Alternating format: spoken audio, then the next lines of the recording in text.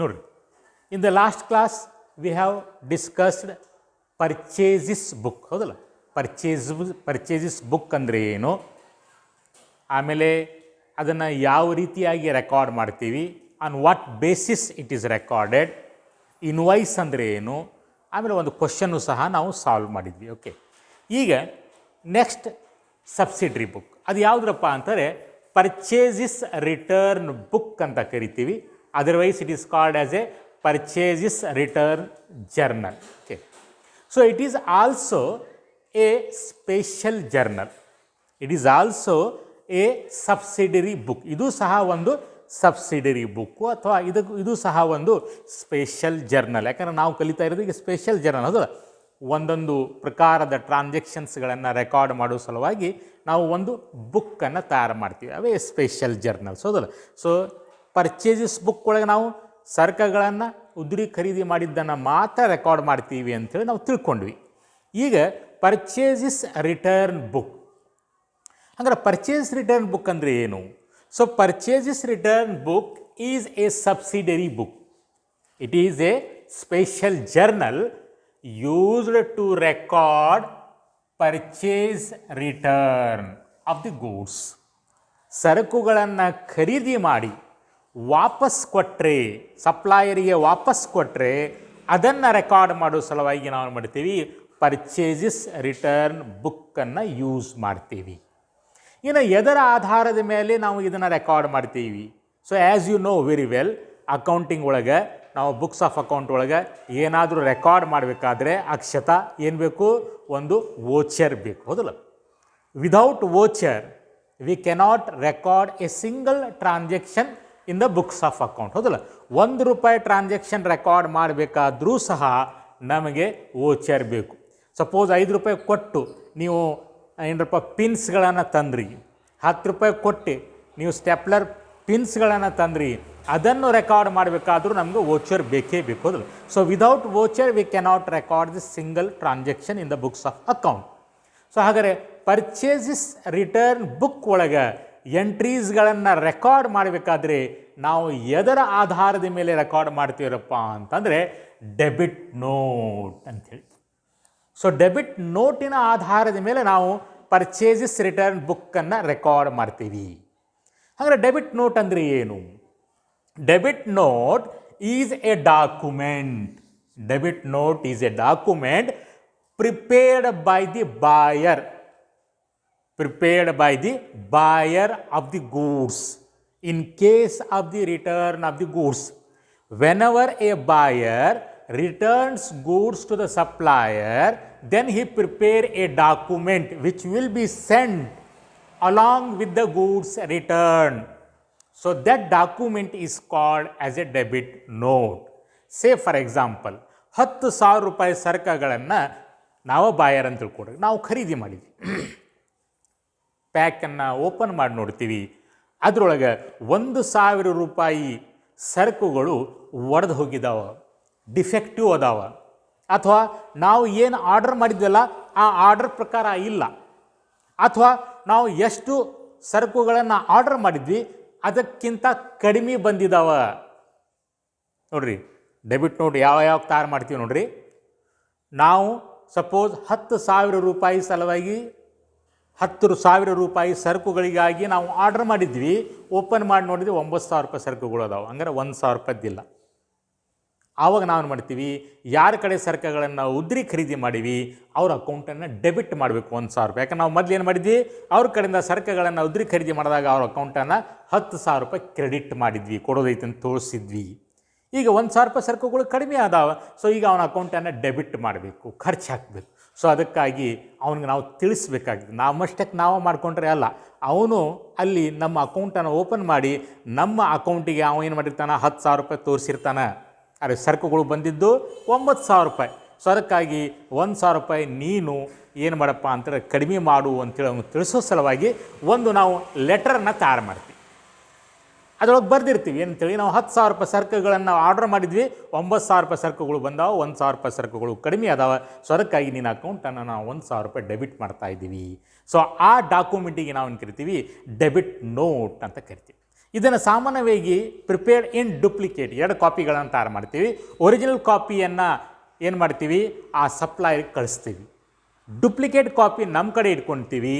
ಅದರ ಆಧಾರದ ಮೇಲೆ ಪರ್ಚೇಸ್ ರಿಟರ್ನ್ ಬುಕ್ಕನ್ನು ರೆಕಾರ್ಡ್ ಮಾಡ್ತೀವಿ.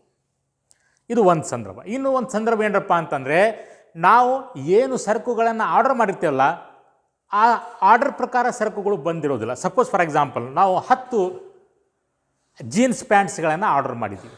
ಎಲ್ಲೋ black pants, jeans pant. Okay, ಅವ ಕಳ್ಸ್ಯಾನ $10,000 10 ಪ್ಯಾಂಟ್ ಅಂತ ತಿಳ್ಕೊಡ್ರಿ.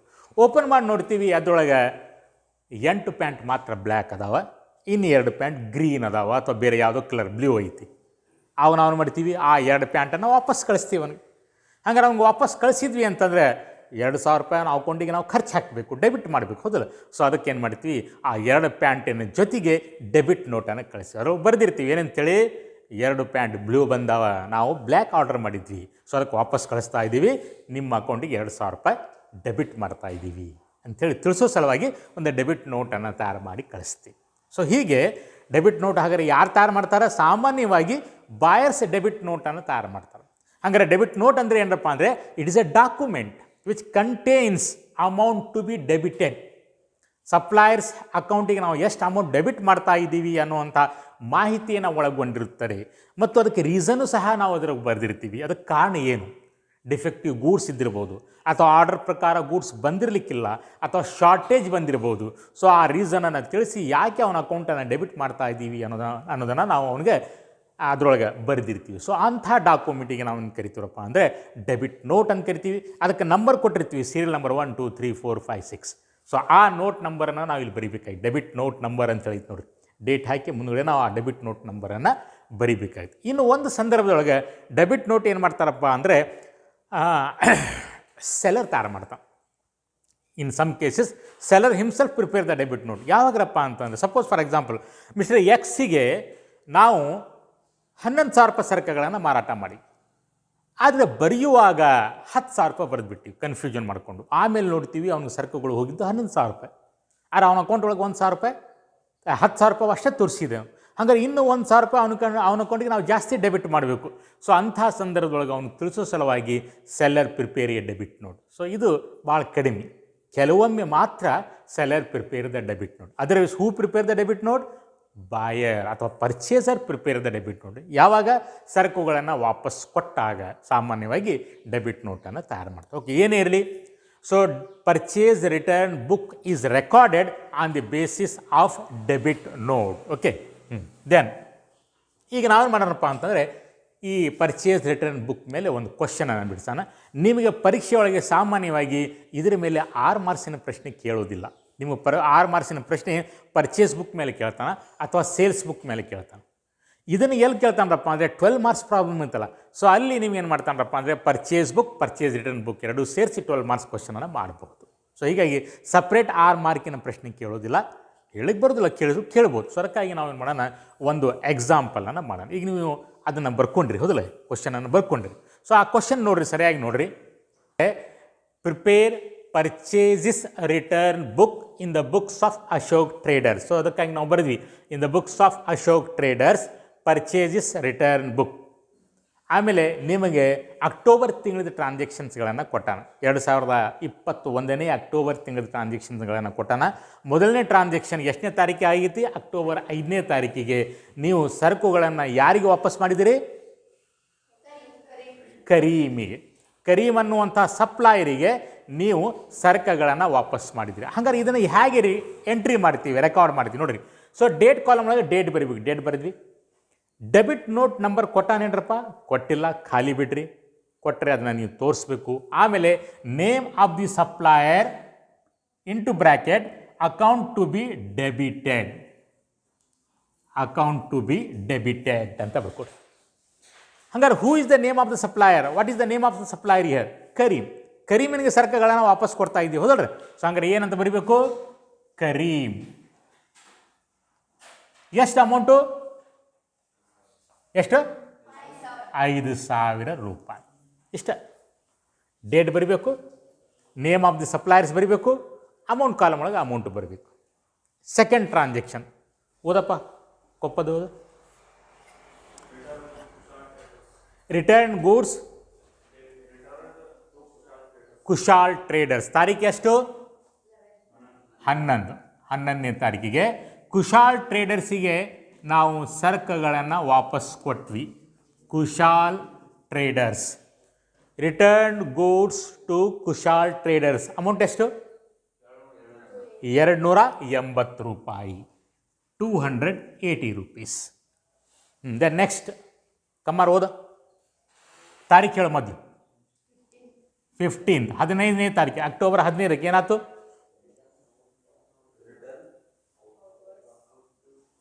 ರಿಟರ್ನ್ ಔಟ್ವರ್ಡ್ ಅಂತ ಹೇಳ್ತಾನೆ ನೋಡ್ರಿ. ರಿಟರ್ನ್ ಔಟ್ವರ್ಡ್ ಅಂದರೆ ಹೊರಗೆ ಅಥವಾ ಒಳಗೆ? ಹೊರಗಡೆ ಆಗ್ತದೆ. ಸೊ ರಿಟರ್ನ್ ಔಟ್ವರ್ಡ್ ಅಂತ ಹೇಳ್ತಾನೆ. ಪರ್ಚೇಸ್ ರಿಟರ್ನಿಗೆ ಕೆಲವೊಮ್ಮೆ ರಿಟರ್ನ್ ಔಟ್ವರ್ಡ್ ಅಂತ ಹೇಳ್ತಾನೆ. ಸೊ ಅದಕ್ಕೆ ಕನ್ಫ್ಯೂಷನ್ ಮಾಡ್ಕೋಬಾರ್ದು. ರಿಟರ್ನ್ ಔಟ್ವರ್ಡ್ ಅಂತಂದರೆ ಪರ್ಚೇಸ್ ಇಸ್ ರಿಟರ್ನ್. ಎಷ್ಟಪ್ಪ? 1,000 ರೂಪಾಯಿ. ಯಾರಿಗೆ? ಲೆಸ್ 10% ಟ್ರೇಡ್ ಡಿಸ್ಕೌಂಟ್ ಐತಿ. ಯಾರಿಗೆ? ಕುನಾಲ್ ಟ್ರೇಡರ್ಸ್ ಹೌದಲ್ಲ. ಹಂಗಾರೆ name of the supplier Kunal traders. ಎಷ್ಟು ರೂಪಾಯಿ ಸರಕುಗಳನ್ನು ವಾಪಸ್ ಕೊಟ್ವಿ? 1,000 ರೂಪಾಯಿ ಸರಕುಗಳನ್ನು ವಾಪಸ್ ಕೊಟ್ವಿ. ಆದರೆ ನೆನಪಿಟ್ಕೊಡ್ರಿ, ಇಲ್ಲಿ ಅವನ ಕಡೆ ನಾವು ಖರೀದಿ ಮಾಡಿದಾಗ 10% ಡಿಸ್ಕೌಂಟ್ ತೊಗೊಂಡಿದ್ವಿ. ಹಂಗಾರೆ ವಾಪಸ್ ಮಾಡುವಾಗೂ ಸಹ ಆ 10% ಡಿಸ್ಕೌಂಟನ್ನು ಲೆಸ್ ಮಾಡಬೇಕು. ಹಂಗಾರೆ 10% ಅಂದರೆ ಎಷ್ಟಾಗ್ತೈತಿ? 100 ರೂಪಾಯಿ ಆಗ್ತೈತಿ. ಸೊ ಅಮೌಂಟ್ ಎಷ್ಟಾಯ್ತು? 900 rupees ಆಯ್ತು. ದ ನೆಕ್ಸ್ಟ್ ಡೇಟ್ ಓದ್ರಿ ಯಾರೊಬ್ಬರು. ಎಷ್ಟು ತಾರೀಕು? ಎಷ್ಟು? 28. ಹಾಂ ಸೆಂಟೆ. ಹಾಂ ಡೆಬಿಟ್ ನೋಟ್ ಕಪೂರ್.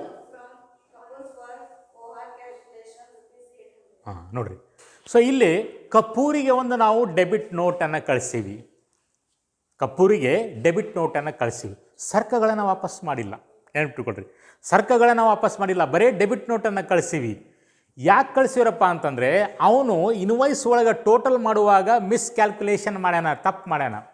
ಎಷ್ಟು ರೂಪಾಯಿ ಅಮೌಂಟ್ ಹೇಳ್ರಿ? ಅಮೌಂಟ್ ಎಷ್ಟು? 800 rupees. 800 ರೂಪಾಯಿ ಜಾಸ್ತಿ ಮಾಡಿರ್ತಾನ. ಸೊ ಈಗ ಅವನ ಅಕೌಂಟ್ ಒಳಗೆ 800 ರೂಪಾಯಿ ಕಡಿಮೆ ಮಾಡ್ಬೇಕು. ಹಂಗೆ ಸುಮ್ಮನೆ ಕಡಿಮೆ ಮಾಡ್ಲಿಕ್ಕೆ ಬರೋದಿಲ್ಲ, ಅವ್ನಿಗೆ ತಿಳಿಸ್ಬೇಕಾಗ್ತದೆ. ಸೊ ಅದಕ್ಕಾಗಿ ಇಲ್ಲಿ ಬಾಯರ್ ಏನು ಮಾಡ್ತಾನೆ? ಒಂದು ಡೆಬಿಟ್ ನೋಟನ್ನು ತಯಾರು ಮಾಡಿ ಅದರೊಳಗೆ ಬರೀತಾನೆ, ನಿಮ್ಮ ಅಕೌಂಟಿಗೆ ನಾವು 800 ರೂಪಾಯಿಯನ್ನು ಡೆಬಿಟ್ ಮಾಡ್ತಾ ಇದ್ದೀವಿ. ಯಾಕಂದರೆ ನೀವು ಇನ್ವಾಯ್ಸ್ ಒಳಗೆ ಟೋಟಲ್ ಮಾಡುವಾಗ 800 ರೂಪಾಯಿ ಜಾಸ್ತಿ ಮಾಡಿರಿ. ಹಾಗೆ ಇಲ್ಲಿ ಡೆಬಿಟ್ ನೋಟ್ ಅಷ್ಟೇ ಆಗ್ತದೆ, ಸರಕುಗಳು ವಾಪಸ್ ಹೋಗೋದಿಲ್ಲ. ಸೊ ಇಂಥ ಸಂದರ್ಭದೊಳಗೂ ಸಹ ನಾವು ಆ ಟ್ರಾನ್ಸಾಕ್ಷನನ್ನು ಎಲ್ಲಿ ಎಂಟ್ರಿ ಮಾಡಬೇಕು? ಪರ್ಚೇಸ್ ರಿಟರ್ನ್ ಬುಕ್ ಒಳಗೆ ಎಂಟ್ರಿ ಮಾಡಬೇಕು. ಯಾಕೆ ಅನ್ನೋದು ಹೇಳ್ತೀನಿ ನೋಡ್ರಿ. ಸಪೋಸ್ ಫಾರ್ ಎಕ್ಸಾಂಪಲ್ 10,800 ರೂಪಾಯಿ ಮಾಡಿರ್ತಾನೆ ನಾವು ಟೋಟಲ್ ಇನ್ವಾಯ್ಸ್. ನಾವು ಸರಕುಗಳನ್ನು ಬೇರೆ ಬೇರೆ ಸರಕುಗಳನ್ನು ಖರೀದಿ ಮಾಡಿರ್ತೀವಿ. ಇನ್ವಾಯ್ಸ್ ಒಳಗೆ ಬರೆದಿರ್ತಾನೆ. ಹೇರ್ ಪಿನ್ ತೊಗೊಂಡಿದ್ದು, ಟಾಚ್ನಿ ತೊಗೊಂಡಿದ್ದು, ಗುಂಡು ಪಿನ್ ತೊಗೊಂಡಿದ್ದು ಎಲ್ಲ ಬರೀತಾನೆ.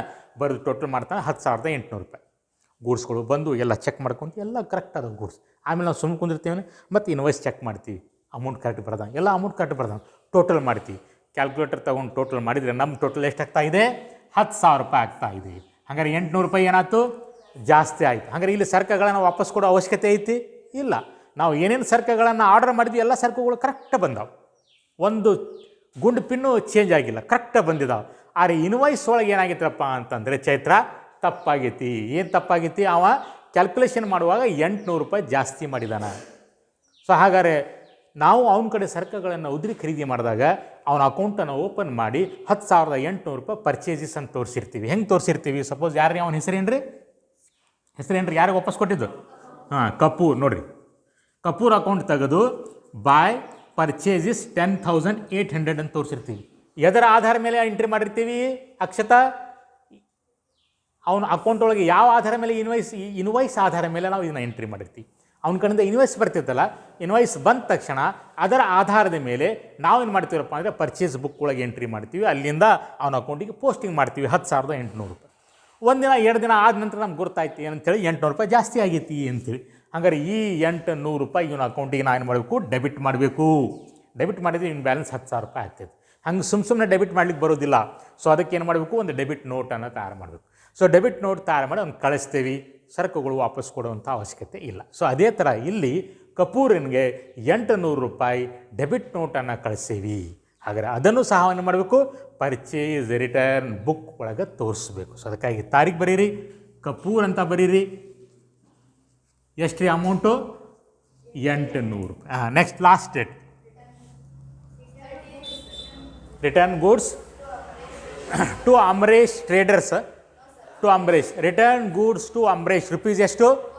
400. ಅಮರೇಶನಿಗೆ 400 ರೂಪಾಯಿ ಸರಕುಗಳನ್ನು ವಾಪಸ್ ಕಳಿಸೀವಿ. ಡೇಟ್ ಬರೀರಿ, ಅಮರೇಶ್ ಅಂತ ಬರೀರಿ, ಆಮೇಲೆ 400 ರೂಪಾಯಿ ಮುಗೀತು. ಸೊ ಹಂಗಾರೆ ಈ ಒಂದು ತಿಂಗಳೊಳಗೆ ಅಕ್ಷತಾ ಎಷ್ಟಾಗ್ಯಾವ ಟ್ರಾನ್ಸಾಕ್ಷನ್? ಬರೀ 4 ಆಗ್ಯಾವ. ಓಕೆ, 5 ಆಗ್ಯಾವ.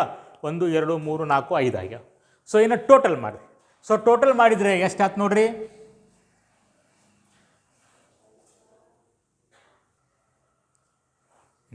ಸೊ ಪ್ರತಿ ತಿಂಗಳ ನಾವು ಮಾಡ್ತೀವಿ ಸಬ್ಸಿಡರಿ ಬುಕ್ಸ್ಗಳನ್ನು ಟೋಟಲ್ ಮಾಡ್ತೀವಿ. ಸೊ ಟೋಟಲ್ ಮಾಡಿದರೆ 8,380 ರೂಪಾಯಿ ಬಂತು. ಇದನ್ನು ಏನು ಮಾಡ್ತೀರಪ್ಪ ಅಂತಂದರೆ ಪರ್ಚೇಸ್ ರಿಟರ್ನ್ ಅಕೌಂಟ್ ಅಂಥೇಳಿ ಒಂದು ಅಕೌಂಟ್ ತೆಗಿತೀವಿ. ಅದರೊಳಗೆ ಲೆಜರ್ ಒಳಗೆ.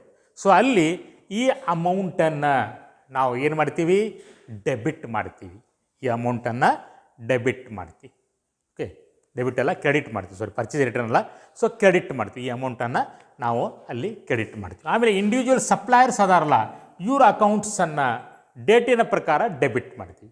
ಇಂಡಿವಿಜುವಲ್ ಸಪ್ಲೈಯರ್ಸ್ ಅಂದರೆ ಕರೀಮ್ ಅಕೌಂಟ್ ಒಳಗೆ 5,000 ರೂಪಾಯಿ ಡೆಬಿಟ್ ಮಾಡ್ತೀವಿ. ಕುಶಾಲ್ ಟ್ರೇಡರ್ಸ್ ಒಳಗೆ 280 ರೂಪಾಯಿ ಡೆಬಿಟ್ ಮಾಡ್ತೀವಿ. ಕುಣಾಲ್ ಟ್ರೇಡರ್ಸ್ ಒಳಗೆ 900 ರೂಪಾಯಿ ಡೆಬಿಟ್ ಮಾಡ್ತೀವಿ. ಕಪೂರ್ ಅಕೌಂಟ್ ಒಳಗೆ 800 ರೂಪಾಯಿ ಡೆಬಿಟ್ ಮಾಡ್ತೀವಿ. ಅಮರೇಶ್ ಅಕೌಂಟ್ ಒಳಗೆ 400 ರೂಪಾಯಿ ಡೆಬಿಟ್ ಮಾಡ್ತೀವಿ. ಆಮೇಲೆ ಟೋಟಲ್ 8,380 ಐತಲ್ಲ, ಇದನ್ನು ಮತ್ತೊಂದು ಅಕೌಂಟ್ ತೆಗಿತೀವಿ, ಪರ್ಚೇಸ್ ರಿಟರ್ನ್ ಅಕೌಂಟ್ ಅಂಥೇಳಿ. ಅಲ್ಲಿ ಅದನ್ನು ಕ್ರೆಡಿಟ್ ಮಾಡ್ತೀವಿ. ಅಲ್ಲಿ ಏನು ಬರಿತೀವಿ?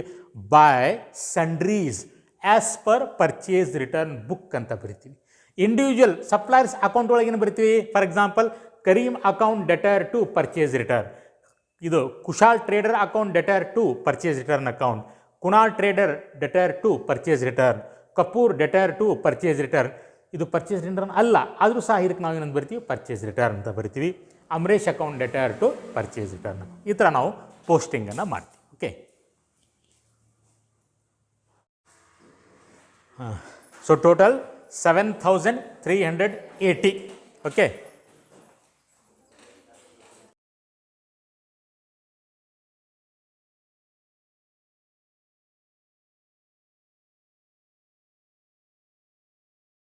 ನಿಮ್ಗೆ ಪರೀಕ್ಷೆ ಒಳಗೆ ಪ್ರಶ್ನೆ ಕೇಳ್ತಾನೆ, enter the following transactions in the day book ಅಂತ ಕೇಳ್ತಾನೆ. ಮತ್ತು ಡೇ ಬುಕ್ ಅಂದ್ರೆ ಯಾವುದಪ್ಪ ಸರ್ ಹೇಳಿಲ್ಲ ಅಂತ ಕುಂದ್ರಬೇಡ್ರಿ. ಸೇಲ್ಸ್ ಬುಕ್ಕಿಗೆ ಡೇ ಬುಕ್ ಅಂತ ಕರಿತಾರೆ. ಯಾಕಂದರೆ ಡೈಲಿ ರೆಕಾರ್ಡ್ ಮಾಡ್ತೀವಲ್ಲ, ಸೊ ಅದಕ್ಕಾಗಿ ಅದಕ್ಕೆ ಡೇ ಬುಕ್ ಅಂತ ಕರಿತಾರೆ. ಓಕೆ, ಹಾಗಾದ್ರೆ ಡೇ ಬುಕ್ ಅಂದರೆ ಏನು? 1 ಮಾರ್ಕಿನ ಪ್ರಶ್ನೆ ಕೇಳ್ಬೋದು. ಡೇ ಬುಕ್ ಅಥವಾ sales book is a subsidiary book used to record credit sales of goods. ಸರಕುಗಳನ್ನು ಉದ್ರಿ ಮಾರಾಟ ಮಾಡಿದ್ದು ರೆಕಾರ್ಡ್ ಮಾಡೋ ಸಲುವಾಗಿ ಯೂಸ್ ಮಾಡುವಂಥ ಸಬ್ಸಿಡರಿ ಬುಕ್ಕಿಗೆ ನಾವು ಸೇಲ್ಸ್ ಬುಕ್ ಅಥವಾ ಸೇಲ್ಸ್ ಜರ್ನಲ್ ಅಥವಾ ಡೇ ಬುಕ್ ಅಂತ ಕರಿತೀವಿ. ಇದನ್ನು ಎದರ ಆಧಾರದ ಮೇಲೆ? It is recorded on the basis of invoice outward ಅಂತ ಬರ್ತೀನಿ. ಯಾಕಂದರೆ ಸೆಲ್ಲರ್ ಏನು ಮಾಡ್ತಾನೆ? Whenever he sells goods to the customer he prepare invoice in duplicate. ನೀವು ಯಾವುದೇ ಅಂಗಡಿಗೆ ಹೋಗಿ ಏನಾದರೂ ಸರಕುಗಳನ್ನು ಖರೀದಿ ಮಾಡಿದರೆ ಆ ಸೆಲ್ಲರು ಒಂದು ಬಿಲ್ಲನ್ನು ತಯಾರು ಮಾಡ್ತೀವಿ. ನೀವು ಅದಕ್ಕೆ ಬಿಲ್ ಅಂತ ಕರಿತೀವಲ್ಲ.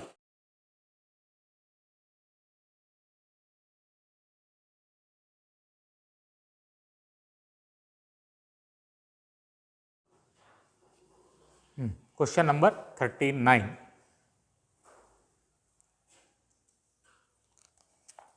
ಏನೈತೆ ನೋಡ್ರಿ question. From the following transaction prepare the sales book of Naveen furniture for the month of January 2017. 2017. Okay, 2017. Okay, ಸರಿ. ಫಸ್ಟು ಟ್ರಾನ್ಸಾಕ್ಷನ್ ಏನು ನೋಡ್ರಿ, ಜನವರಿ 4ನೇ ತಾರೀಕು. ಜನವರಿ 4ನೇ ತಾರೀಕಿಗೆ ಏನಾಯ್ತು ನೋಡ್ರಿ, ಜನವರಿ 4ಕ್ಕೆ sold on credit to Raghu traders Hubli. ಹಂಗಾರೆ ಇಲ್ಲಿ ನೇಮ್ ಯಾರ ಹೆಸರು ಬರೀಬೇಕು? Name of the customer. ನಾವು ಇಲ್ಲಿ ಸರಕುಗಳನ್ನು ಯಾರಿಗೆ ಮಾರಾಟ ಮಾಡೀವಿ? ರಾಘು ಟ್ರೇಡರ್ಸಿಗೆ. ಹಂಗಾರೆ ರಾಘು ಟ್ರೇಡರ್ಸ್, ರಾಘು ಟ್ರೇಡರ್ಸ್ ಹುಬ್ಳಿ. ಆದರೆ ಏನೇನು ಸೇಲ್ ಮಾಡೀವಿ ನೋಡ್ರಿ, ಡೀಟೇಲ್ಸ್ ಇಲ್ಲಿ ಬರೆಯೋ ಅವಶ್ಯಕತೆ ಇಲ್ಲ ಅಂತ ನಾ ಹೇಳಿದ್ದೆ, ಹೌದಲ್ಲ? ಅವಶ್ಯಕತೆ ಇಲ್ಲ. ಏನೇನು ಸೇಲ್ ಮಾಡೀವಿ? 25 ಚೇರು. ಹೆಂಗೆ ಬಂದ್ರಿ ಚೇರು? 500 ರೂಪಾಯಿಗೆ ಒಂದು ಎಷ್ಟಾಯ್ತು ನೋಡ್ರಿ, ಬೇಕಾದ್ರೆ ಇಲ್ಲೇ ಒಂದು ಲೆಕ್ಕ ಮಾಡ್ತೀನಿ ನೋಡ್ರಿ, 25 ಇಂಟು 500 ರೂಪಾಯಿ ಎಷ್ಟಾಯ್ತು ಜಲ್ದಿ ಹೇಳಬೇಕು. ಆಮೇಲೆ ನೆಕ್ಸ್ಟ್ 10 ಟೇಬಲ್ 2000 ರೂಪಾಯಿಗೆ ಒಂದು, 10 ಟೇಬಲ್ 2000 ರೂಪಾಯಿಗೆ ಒಂದು ಎಷ್ಟಾಯ್ತು ನೋಡ್ರಿ. ಆಮೇಲೆ ನೆಕ್ಸ್ಟು 2 ಆತಲ್ಲ, ಎಷ್ಟಾಯ್ತು ಟೋಟಲು 12,500. ಇದು ಎಷ್ಟಾಯ್ತು 20,000 ರೂಪಾಯಿ. 2 ಸೇರಿಸಿದರೆ 5, 2, 3 ಲೆಸ್ 10% ಡಿಸ್ಕೌಂಟು, ಟ್ರೇಡ್ ಡಿಸ್ಕೌಂಟ್ 3,250 ಎಷ್ಟಾಯ್ತು ನೋಡ್ರಿ ಅಮೌಂಟು. 0, 5ಕ್ಕೆ 5, 2. ಆಮೇಲೆ 12ರಾಗ 3 ಹೋದರೆ 9, 2 29,250. ನೀವು ಸೇಲ್ಸ್ ಬುಕ್ ಒಳಗೆ ಇಷ್ಟೆಲ್ಲ ಡೀಟೇಲ್ ತೋರಿಸೋ ಅವಶ್ಯಕತೆ ಇಲ್ಲ, ನೀವು ಇದನ್ನು ಹೊರಗಡೆ ಮಾಡಿಕೊಡ್ರಿ. ಓಕೆ, ಅಮೌಂಟ್ ಡೈರೆಕ್ಟಾಗಿ ಬರೆದು ಬಿಟ್ಟರೆ ಸಾಕು, 29,250. ಸೊ ಇದು ಹೆಂಗೆ ಬಂತಂತ ಲೆಕ್ಕ ಮಾಡೋಣ ಅಷ್ಟೇ. ಓಕೆ, ತೋರಿಸಿದ್ರೆ ಏನು ಪರವಾಗಿಲ್ಲ, ತೋರಿಸ್ಬೋದು. ಯಾಕಂದರೆ ಕಂಪಲ್ಸರಿಯಾಗಿ ಕಡ್ಡಾಯವಾಗಿ ತೋರಿಸಲೇಬಾರದು ಅಥವಾ ತೋರಿಸ್ಬೇಕಂತ ನಿಯಮ ಇಲ್ಲ. ನೀವು ತೋರಿಸಿದ್ರು ಓಕೆ, ತೋರಿಸಿಲ್ರೂ ಓಕೆ, ಅಮೌಂಟ್ ಮಾತ್ರ ಕರೆಕ್ಟ್ ಇದ್ದಿರಬೇಕು. ಓಕೆ, ನೆಕ್ಸ್ಟ್ ಏನಾಯ್ತು ನೋಡಿ, ಎಷ್ಟನೇ ತಾರೀಕಿಗೆ, ತಾರೀಕು 9, ಸೋಲ್ಡ್ ಟು ಮೋಹನ್ ಟ್ರೇಡರ್ಸ್, ಮೇಘನಾ ಟ್ರೇಡರ್ಸ್. ಮೇಘನಾ, ನಮ್ಮಲ್ಲಿ ಮೇಘನಾ ಅದಾಳ ಅದಲ್ಲ, ಬಂದಿಲ್ಲ. ಮೇಘನಾ ಟ್ರೇಡರ್ಸ್. ಓಕೆ, ಮೇಘನಾ ಟ್ರೇಡರ್ಸಿಗೆ ಏನೇನು ಸೇಲ್ ಮಾಡೀವಿ ನೋಡ್ರಿ. ಶಿಲ್ಪ ಏನೇನು ಮಾಡ್ಯಾವ, 2 ಟೇಬಲು ಹೆಂಗೆ ಒಂದು 1,500 ರೂಪಾಯಿ ಎಷ್ಟಾಯ್ತು, 3,000 ರೂಪಾಯಿ ಆಯ್ತು. 4 ಬೀರೋ ಅಂದರೆ ಕಪಾಟು ಹೆಂಗೆ ಒಂದು 8,000 ರೂಪಾಯಿಗೆ ಒಂದು ಎಷ್ಟಾಯ್ತು, 32,000 ರೂಪಾಯಿ ಆಯ್ತು. ಹೌದಲ್ಲ, ಏನಾರು ಡಿಸ್ಕೌಂಟ್ ಐತ್ರಿ, ಇಲ್ಲ. ಹಂಗೆ ಟೋಟಲ್ ಎಷ್ಟಾಯ್ತು, 35,000 ರೂಪಾಯಿ. ಟೋಟಲ್ 35,000 ರೂಪಾಯಿ. Okay,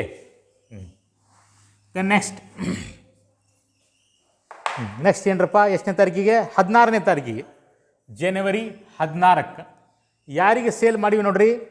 sold 1 typewriter to Janata Motors for ₹2,000. sold one old typewriter. Sold one old typewriter to Janata Motors for ₹2,000. ತರ್ರಿ, ಅಂಗಡಿ ಹೆಸರೇನ್ರಿ? ಹಂಗಾರೆ ಇನ್ನು ಎದರ ವ್ಯಾಪಾರಿ ಇವ? ಫರ್ನಿಚರ್. ಫರ್ನಿಚರ್ ಅಂದರೆ ಏನೇನು ಬರ್ತಾವ? ಟೇಬಲ್ಲು, ಡೆಸ್ಕು, ಚೇರು ಇವೆಲ್ಲ. ಕಂಪ್ಯೂಟರ್ ಬರ್ತೈತೇನು ಫರ್ನಿಚರ್ ಒಳಗೆ? ಬರೋದಿಲ್ಲ, ಹೌದಿಲ್ಲ? ಹಂಗಾರೆ ಕಂಪ್ಯೂಟರ್ ಅಸೆಟ್ ಅದು ಓಲ್ಡ್ ಕಂಪ್ಯೂಟರ್ ಅಂತ ಹೇಳಕತ್ತಾನ. ಹಂಗಾರೆ ಇದು ಅಸೆಟ್ ಸೇಲ್ ಆಗಿದ್ದು. ಅಸೆಟ್ ಸೇಲ್ ಆಗಿದ್ದು ನಾವು ಇದರೊಳಗೆ ಬರೆಯೋದಿಲ್ಲ, ಕೇವಲ ಸರಕುಗಳನ್ನು. ಇಲ್ಲಿ ಇವ ಫರ್ನಿಚರ್ ವ್ಯಾಪಾರಿ, ಇವನಿಗೆ ಸರಕುಗಳಂದ್ರೆ ಏನು? ಫರ್ನಿಚರ್. ಫರ್ನಿಚರ್ ಅಂದರೆ ಏನು? ಟೇಬಲ್ಲು, ಚೇರು, ಹೌದಾ, ಡೆಸ್ಕು, ಇವೆಲ್ಲ ಇವ್ನು ಫರ್ನಿಚರ್. ಇವುಗಳನ್ನು ಅವ ಉದ್ರಿ ಮಾರಾಟ ಮಾಡಿದರೆ ಮಾತ್ರ ನಾವು ಇಲ್ಲಿ ತೋರಿಸ್ಬೇಕು. ಇವ ಇಲ್ಲಿ ಏನು ಮಾಡ್ಯಾನ? ಹಳೆ ಟೈಪ್ ರೈಟರನ್ನು ಮಾರಾಟ ಮಾಡ್ಯಾನ. ಸೊ ಅದು ಸೇಲ್ಸ್ ಬುಕ್ ಒಳಗೆ ಬರೋದಿಲ್ಲ. ಸೊ ಅದಕ್ಕಾಗಿ ಈ ಡೇಟ್ ತೆಗೆದು ಹಾಕ್ರಿ. ನೆಕ್ಸ್ಟು 23ನೇ ತಾರೀಕಿಗೆ ಏನಾಯ್ತು ನೋಡ್ರಿ. Sold to mister Deepak 1 table and 4 chairs each at a trade discount. ಹೌದಲ್ಲ? ಸೊ ಇದು ತೋರಿಸ್ಬೇಕು. ಯಾರ್ರೀ? ದೀಪಕ್, ಮಿಸ್ಟರ್ ದೀಪಕ್. 23ನೇ ತಾರೀಕಿಗೆ ಮಿಸ್ಟರ್ ದೀಪಕ್ ಏನೇನು ಸೇಲ್ ಮಾಡಿ ನೋಡ್ರಿ, ಲೆಕ್ಕ ಮಾಡೋಣ. 4 ಚೇರ್ಸ್ ಎಷ್ಟು ಅಮೌಂಟು? ಹೆಂಗೆ ಒಂದು ಎಷ್ಟು? 500. ಎಷ್ಟಾಯ್ತು? 2,000. ಮತ್ತೇನು ಮಾರ್ಯಾನ? 1 ಟೇಬಲ್ ಫಾರ್ 1,500. ಎಲ್ಲಿದ್ರಿ ಅದು? 1 ಟೇಬಲ್ ಫಾರ್ 1,500. ಎಷ್ಟಾಯ್ತು? 1,500. ಟೋಟಲ್ ಎಷ್ಟಾಯ್ತು? 3,500. ಟ್ರೇಡ್ ಡಿಸ್ಕೌಂಟ್ ಐತೆ ನೋಡ್ರಿ. ಎಷ್ಟು percent trade discount? 2% less. 2% trade discount ನೋಡ್ರಿ. 10% ಅಂದರೆ 350. 1% ಅಂದರೆ 2 0 ತೆಗಿಬೇಕು, 35. ಹಂಗಾರೆ 2% ಅಂದರೆ ಎಷ್ಟಾಗ್ತೈತಿ? 70 ರೂಪೀಸ್. ಹಂಗಾರೆ 3,430 ರೂಪೀಸ್. So 3,430 rupees. ಈ ಎಲ್ಲ ಡೀಟೇಲ್ಸ್ ಇನ್ವಾಯ್ಸ್ ಒಳಗೆ ಇದ್ದಿರ್ತಾವೆ. ಸೊ ಹೀಗಾಗಿ ನಾವು ಇಲ್ಲಿ ತೋರಿಸೋ ಅವಶ್ಯಕತೆ ಇಲ್ಲ. ಆದರೆ ನೀವು ಲೆಕ್ಕ ಮಾಡ್ಕೋಬೇಕು. ಕೆಳಗಡೆ ವರ್ಕಿಂಗ್ ನೋಟ್ ಅಂತಾರ ಮಾಡಿರಿ ಅಥವಾ ರಫ್ ಮಾಡಿರಿ, ಲೆಕ್ಕ ಮಾಡಿಕೊಂಡು ಕರೆಕ್ಟಾಗಿ ದುಡ್ಡನ್ನು ಬರಿಬೇಕು. ಆಮೇಲೆ 27ನೇ ತಾರೀಕಿಗೆ sold to Arvind stores 10 chairs at ₹800. ಜನವರಿ 27ನೇ ತಾರೀಕಿಗೆ ಅರವಿಂದ್ ಟ್ರೇಡರ್ಸ್ ಅಲ್ಲ, ಅರವಿಂದ್ ಸ್ಟೋರ್ ಏನು ಮಾಡಿದ್ರಿ? 10 ಚೇರ್ಸ್ ಹೆಂಗೊಂದು ₹800. ಹಂಗಾರೆ ಎಷ್ಟಾಯ್ತು ರೀ? ₹8,000 ಆಯ್ತು. ಟೋಟಲ್ ಮಾಡಿರಿ, ಮುಗೀತು. ಟೋಟಲ್ ಮಾಡಿದರೆ ಎಷ್ಟೇ? ಸೊ ಟೋಟಲ್ ಎಷ್ಟಾಯ್ತು? 75,650. ಓಕೆ. ಸೊ ಇನ್ನೊಮ್ಮೆ ಸೇಲ್ಸ್ ಬುಕ್ಕಿಗೆ ನಾವು ಸೇಲ್ಸ್ ಜರ್ನಲ್ ಅಂತಲೂ ಕರಿತೀವಿ ಅಥವಾ ಡೇ ಬುಕ್ ಅಂತ ಕರಿತೀವಿ. Sales book is a subsidiary book used to record credit sales of goods. ಸರಕುಗಳನ್ನು ಉದ್ರಿ ಮಾರಾಟ ಮಾಡಿದ ಮಾತ್ರ ನಾವು ಇದ್ರೊಳಗೆ ರೆಕಾರ್ಡ್ ಮಾಡ್ತೀವಿ. ಈಗ ನೀವು ಕ್ವಶನ್ ಒಳಗೆ ನೋಡಿರಿ, ಯಾವಾಗ ನಾವು ಸರಕುಗಳನ್ನು ಉದ್ರಿ ಮಾರಾಟ ಮಾಡಿವಿ ಅಷ್ಟು ಮಾತ್ರ ರೆಕಾರ್ಡ್ ಮಾಡೀವಿ. ಒಂದು ಓಲ್ಡ್ ಟೈಪ್ ರೈಟರನ್ನು ಸೇಲ್ ಮಾಡಿ ನಾವು ಇದ್ರೊಳಗೆ ತೋರಿಸಿಲ್ಲ, ಯಾಕಂದರೆ ಅದು ಆಸ್ತಿ ಒಳಗೆ ಬಂತು. ಕೇವಲ ಸರಕುಗಳನ್ನು ಉದ್ರಿ ಮಾರಾಟ ಮಾಡಿದರೆ ಮಾತ್ರ ನಾವು ಇದ್ರೊಳಗೆ ತೋರಿಸ್ಬೇಕು. ಆಸ್ತಿಯನ್ನು ಉದ್ರಿ ಮಾರಾಟ ಮಾಡಿದರೆ ಅದು ನಾವು ಜರ್ನಲ್ ಒಳಗೆ ತೋರಿಸ್ತೀವಿ, ಇಲ್ಲಿ ಬರೋದಿಲ್ಲ. ಓಕೆ. ಆಮೇಲೆ ಇದನ್ನು ರೆಕಾರ್ಡ್ ಮಾಡಲಿಕ್ಕೆ ಆಧಾರ ಏನಂತ ಹೇಳಿದೆ ನಾನು? ಇನ್ವಾಯ್ಸ್ ಅಂತ ಹೇಳಿದೆ. ಇನ್ವಾಯ್ಸ್ ಅಂದರೆ ಏನು? ವೆನ್ ಎವರ್ ಸೆಲ್ಲರ್ ಸರಕುಗಳನ್ನು ಉದ್ರಿ ಮಾರಾಟ ಮಾಡಿದಾಗ ಒಂದು ಬಿಲ್ಲನ್ನು ತಯಾರು ಮಾಡ್ತಾನೆ ಇನ್ ಡುಪ್ಲಿಕೇಟು. ಒರಿಜಿನಲ್ ಕಾಪಿಯನ್ನು ಕಸ್ಟಮರ್ಗೆ ಕೊಡ್ತಾನೆ, ಅದರ ಡುಪ್ಲಿಕೇಟ್ ಕಾಪಿ ತಾನಿಟ್ಕೊಳ್ತಾನೆ. ಅದರೊಳಗೆ ಏನೇನು ಸರಕುಗಳನ್ನು ಮಾರಾಟ ಮಾಡೋಣ, ಅದರ ರೇಟ್ ಎಷ್ಟು, ಅಮೌಂಟ್ ಎಷ್ಟು, ಡಿಸ್ಕೌಂಟ್ ಎಷ್ಟು, ಇವೆಲ್ಲ ಬರೆದಿರ್ತಾನೆ. ಇನ್ನು ಎಷ್ಟು ಅಮೌಂಟ್ ಕೊಡೋದೈತಿ ಅದಕ್ಕೆ ನಾವು ಕರಿತೀವಿ ಇನ್ವಾಯ್ಸ್ ಅಂತ ಕರಿತೀವಿ. ಇದಕ್ಕೆ ಇನ್ವಾಯ್ಸ್ ಔಟ್ವರ್ಡ್ ಅಂತಲೂ ಕರೀತಾರೆ, ಯಾಕಂದರೆ ಇಲ್ಲಿ ಇನ್ವಾಯ್ಸ್ ತಯಾರು ಮಾಡಿ ಹೊರಗೆ ಕೊಡ್ತಾನೆ ಕಸ್ಟಮರಿಗೆ. ಅದಕ್ಕೆ ಇನ್ವಾಯ್ಸ್ ಔಟ್ವರ್ಡ್ ಅಂತ ಕರಿತೀವಿ. ಆ ನಂಬರನ್ನು ಇಲ್ಲಿ ಬರಿಬೇಕು. ನಿಮಗೆ ಕ್ವಶನ್ ಒಳಗೆ ನಂಬರ್ ಕೊಟ್ಟಿದ್ದ ಇನ್ವಾಯ್ಸ್ ನಂಬರ್ ಅಂದರೆ ಇಲ್ಲಿ ನೀವು ಬರಿಬೇಕು, ಕೊಟ್ಟಿದ್ದಿಲ್ಲ ಅಂದರೆ ಅವಶ್ಯಕತೆ ಇಲ್ಲ. ಸೊ ಹೀಗೆ ಈ ಒಂದು ಸೇಲ್ಸ್ ಬುಕ್ಕಿನ ಮೇಲೆ ನಿಮಗೆ ಎಷ್ಟು ಮಾರ್ಕ್ಸಿನ ಪ್ರಶ್ನೆ ಕೇಳ್ತಾನೆ ಅಂತ ಹೇಳಿದೆ? 6 ಮಾರ್ಕಿನ ಪ್ರಶ್ನೆ ಕೇಳ್ತಾನೆ. ಬರೀ ಸೇಲ್ಸ್ ಬುಕ್ ಇತ್ತು ಅಂದರೆ 6 ಮಾರ್ಕಿನ ಪ್ರಶ್ನೆಯನ್ನು ಕೇಳ್ತಾನೆ. ಓಕೆ.